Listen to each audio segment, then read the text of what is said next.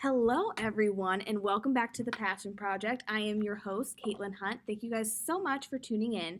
And I'm here with two members of the best staff on campus. Of course, in my personal opinion, they're the best staff. Both of them are so talented, and it makes working with them such a joy. So let me stop talking for a hot minute and introduce them. Ladies, why don't you introduce yourselves? So I'm Hannah Moskowitz, and I'm the president, campus correspondent, and current editor-in-chief of Her Campus HCOU.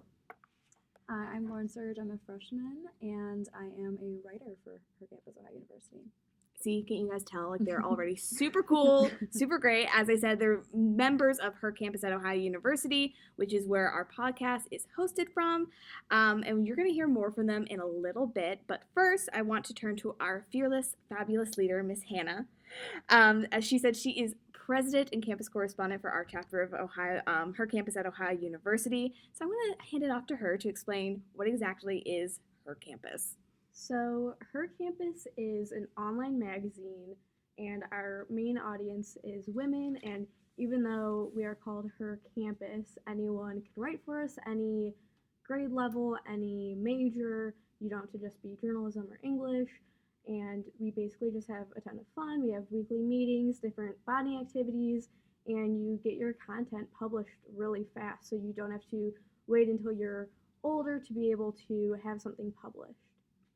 Great. And how did you find Her Campus, Hannah? So I actually found Her Campus when I was in high school, and I was a high school Her Campus ambassador. So they basically just went through different like PR exercises and social media exercises and writing content or coming up with ideas which you would be doing in the future. And that's how I really knew, like, I'm interested in journalism. I really like this. And then when I was a freshman, I remember after the organization fair having so many flyers for so many organizations, and then I didn't really want to do any of them. So I remember looking up on Twitter to see if we had a Her Campus, because I knew that different universities had chapters, and we had it, and they had their meeting times listed, and so I just showed up. Cool. And then when did you become president of Her Campus? So I became president my second year. So technically sophomore year, but since I'm graduating a year early, I guess junior year, whatever you want to say. And it was basically the former president campus correspondents didn't really want to be involved with Her Campus anymore, so they saw a freshman who was super involved and was writing at least one article a week, and they just basically made me do it, and I'm still here.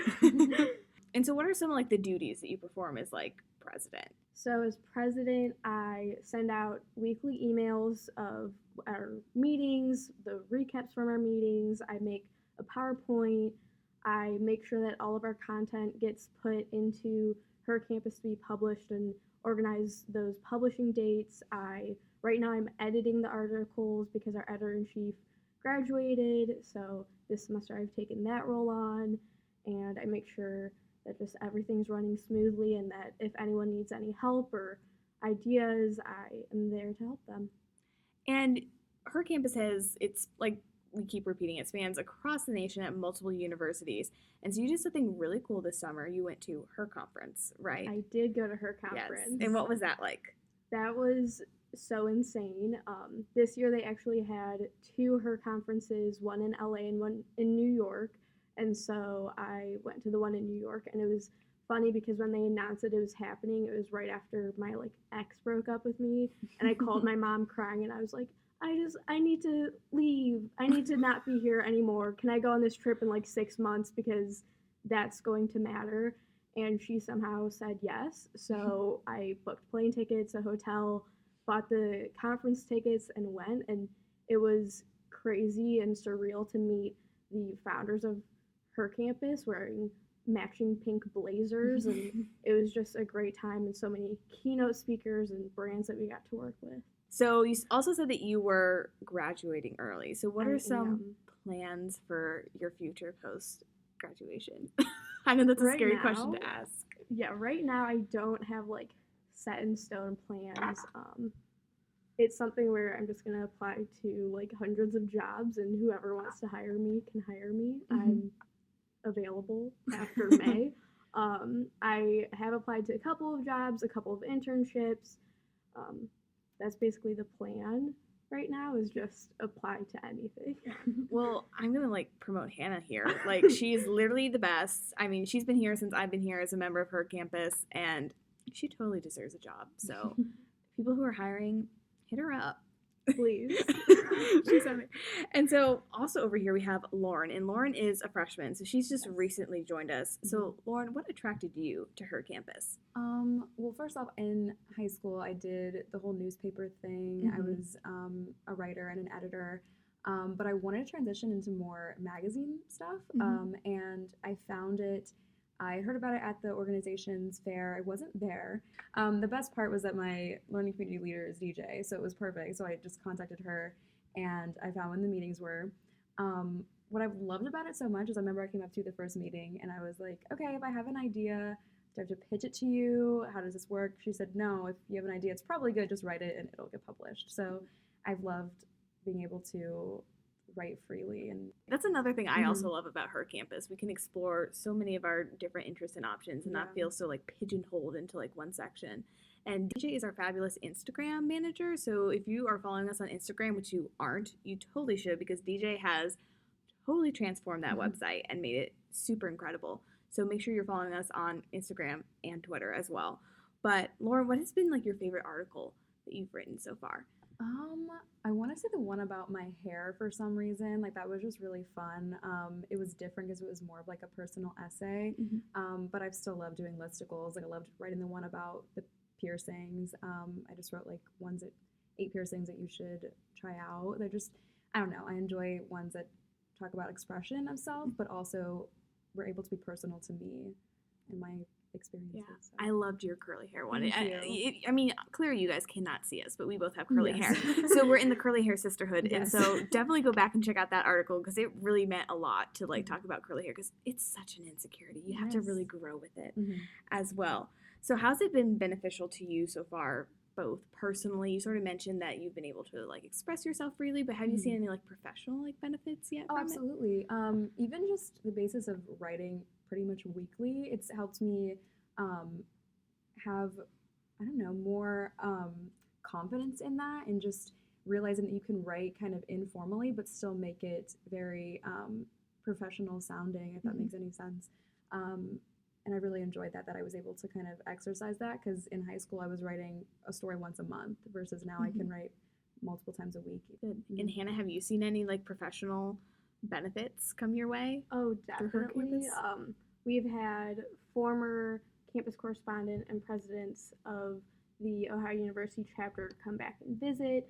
I've met them at the HER conference that I went to this summer, and even just getting that upper hand if I wanted to apply to, say, a job at HER campus nationals, they're more likely going to hire someone who's worked within a university chapter than someone who knows nothing about the organization.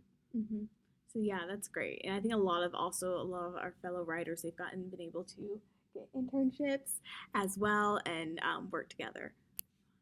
So we have a guest coming and joining us. We were just speaking of her. DJ has walked in, the queen herself. So I'm going to let her introduce herself real quick, DJ. Hi, I am DJ. I'm a senior majoring in strategic communications. Yeah, that's pretty much. Oh, I'm the Instagram manager. Sorry, I cannot speak today. My mind is going 100 miles per hour. Yes, I'm the Instagram manager of her campus. Awesome. And so how did you find her campus? How did I find her campus? I think I was just like looking at different student organizations that I can find. And I like doing things that are centered around women, because, I'm just all about women empowerment. So I was like, oh, this seems cool. And this little online magazine. And then I checked that out. And I was like, oh, this is pretty. So it just fit. What has been your favorite part about her campus? My favorite part about her campus has been the giveaways. No, I'm joking. No, but I think that my favorite part has been seeing like the new people that are getting involved, the freshmen. I always think that it's really cool just to see the new people that are coming on campus who's going to be making their own way and becoming their own person. So a lot of freshmen are coming in. So that's been my favorite part, seeing them join. Yeah, like Lauren over here. Yes. She did give you a shout out introducing her, so that's spectacular. And so have you seen any like personal or like professional like benefits like come from your involvement with like her campus? Oh yes, people love that I am an Instagram manager. Because social media is just so big nowadays. So they like to see that you are involved and making cool content. Yeah, and as we said before, DJ has spectacular content. I'm always blown away by like what you choose to post on Instagram every day. It's Really? spectacular. Oh, Yeah, wow. you have it down. We love it.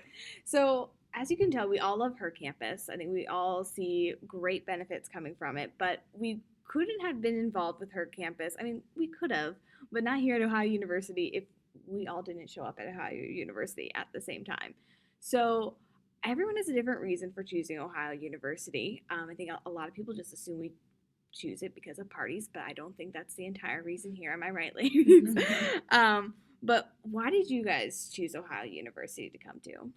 I would say that I chose Ohio University because I looked at it online. The first time that I actually came to campus was my orientation. Crazy.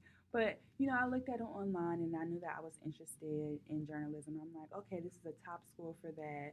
It looks cool online. And then orientation day, I was like, okay, yeah, this is fitting. It's like Ohio University is really aesthetically pleasing. Like, it's so pretty. Like, honestly, one of the prettiest campuses I've been on since I've started school. So I definitely agree that it is just so aesthetically pleasing. I find myself every single day, especially with the fall leaves changing, stopping and taking photos multiple times walking to and from class, and it's just so beautiful. There's more than just parties. For me, I came here for the journalism workshop, I think 2 years ago, and I felt really good about the atmosphere, and I was attracted obviously to the journalism program. So when I got accepted, I just felt a different excitement than I did with other colleges that I applied to. So that was really, it pushed me to want to go here, and I felt just really comfortable on campus. So Ohio University was not my first choice, but I do have to say I was very attracted to it by, I think it's the bricks here that I think everyone loves. I love older historical schools. So I think that's great. And like, we are definitely Instagram worthy. We have a fire Instagram, Ohio University. So it looks a lot better than that school up in Columbus, just saying. What kind of other things have you guys gotten involved with at school, or what are some things that you have found here on campus that make it worthwhile? I've done a lot of communication-based ones so far. I've joined the Post, which is the newspaper here, one of them, and I'm also part of 1804 Communications, which is the student-led public relations firm. And that's more so right now just to get to know what I enjoy based on my major and what I want to pursue. I want to pursue more things that are like less related to my major, less related to that, and I don't know, random ones as well that are more fun or club-based, but I've enjoyed them all. I know I've been in a lot of organizations. I'm the director of the diversity committee of PRSSA, so that's been really cool, trying to attract engagement for different organizations, and different backgrounds, different cultures. So that's really cool. I've also been in different organizations like Ebony Minds. They're basically focused on the Black women's experience at Ohio University and just checking out the social climate and doing things that can be more inclusive. So I've definitely joined a lot of organizations where I can like craft my skills better in regards to writing, and also things that are women empowerment based, because I'm a president of the Beehive and Beyonce would want that for me. Exactly. And then I've also been involved with a lot of things throughout my years. And what I've really stuck with is the Society of Professional Journalists. I'm currently their publicist chair on their exec board, so I'm making all of the posters and social media posts for them, as well as doing everything for her campus and then being an RA on campus. So it takes a lot of my time, as well as, classes, and it's tiring, but good. Yeah, I told you we have a spectacular women here on our staff. But as you can see, like, we were all involved on different things on campus. As you guys, I went on a whole rant about it last episode, so I'm sure our listeners know all about that. But I guess outside like professional development, do you guys have like any special memories here on campus? Lauren, I know you're still freshmen, still creating those memories, but you're more than welcome to share. But do you guys have any standout memories that you, DJ and Hannah, that you're going to take with you as you graduate this year? That is a really good question. I have to think about that. That's deep. That's gonna make me cry. I think for me, because like I'm a really shy person and I don't talk that much, and I think something that I would carry with me is I did a pageant for the organization BSCPB, um, and we raised money for the Blackburn Spencer Scholarship because Blackburn was the first um, Black woman to graduate from Ohio University. So it's kind of like in honor of her. So like the fact that I went up on that stage and danced and really stepped out of my shell, I feel like that's something that's going to carry with me forever because I still have friends from that pageant. I feel like a lot of memories that I'm gonna take with me, like I'm a big routine person and sticking to routine. And so every semester there's a new routine and I could see myself growing in those semesters. Like freshman year, first semester, I was, indulging in Charlie's chicken nuggets every Monday, but now I'm like going to the gym instead. So like even though those aren't like professional or academic, it's like those like life skills where it's like I could probably survive in the adult world now, whereas freshman year I would probably like be at home crying because I wouldn't be able to handle those different adult things. No, I agree. Yeah. Like there's, the memories that you'll take that are like, oh my gosh, I remember when my friends did this really crazy thing up on Court Street.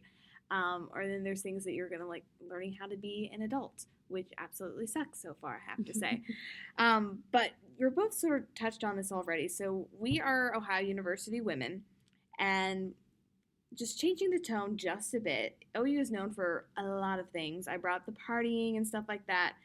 Recently, our school has made a lot of headlines nationally regarding our Greek and fraternity life, that and a lot of other school organizations being on a cease and desist order. And then usually, unfortunately, at the beginning of like the fall, there's a lot of question, I guess, or worry amongst like women regarding the high levels of rise in like these repeated like cases of sexual assault here on campus, especially like post Me Too movement.